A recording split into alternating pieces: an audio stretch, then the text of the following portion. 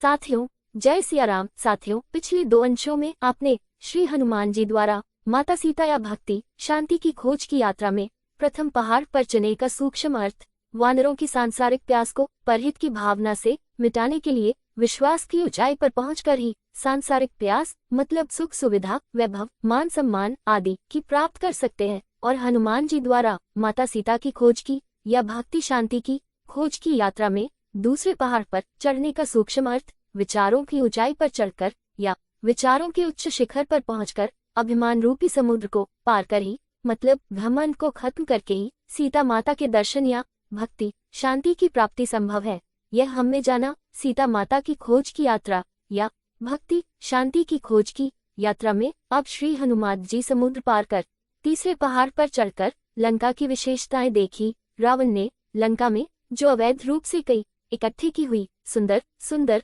वस्तुओं को देखा एवं उसमें हो रहे दुष्कृत्यों को भी देखा। सबसे पहले तो उन्होंने सोने की लंका व उसके चारों ओर से घेरे सोने के परकोटे को देखा। साथियों, यदि आपको लंका रूपी इस संसार में सुरक्षित प्रवेश कर और बाद में सुरक्षित वापस इस संसार से जाने से पहले परहित करना है तय परमात्मा की प्राप्ति करना, परमात्मा की भक्ति पूर्ण कर परम शांति की प्राप्ति करना है, तो श्री हनुमान जी जैसे सीता माता की खोज या भक्ति शांति की खोज की यात्रा में तीसरे पहाड़ पर चढ़ना होगा या वैराग्य की ऊंचाई पर चढ़ना होगा। तभी आप सोने की लंका या कंचन कामिनी से भरे स्थान के माहौल से सुरक्षित रहकर माता सीता के दर्शन कर पाएंगे या परमात्मा की भक्ति पूर्ण कर पाएंगे, अन्यथा कंचन कामिनियों में फंस कर रह जाएंगे। श्री हनुमान जी ने हमें यही मैसेज दिया है कि दुनिया के सुंदर सुंदर दृश्य सुख सुविधा एवं अन्य कई चीजों में फंसकर अपने परम लक्ष्य को न भूले, अपने विवेक और वैराग्य के सहारे परमात्मा के नाम का स्मरण कर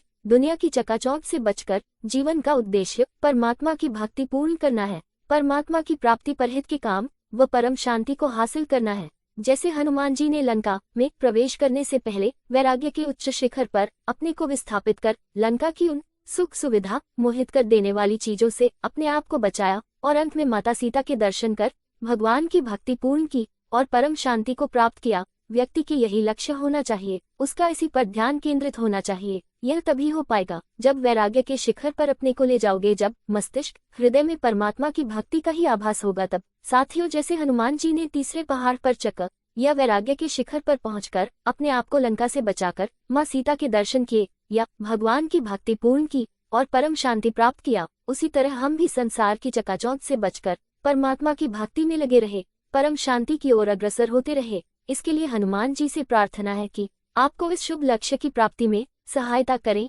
इसी शुभकामना के साथ जय सिया राम। साथियों,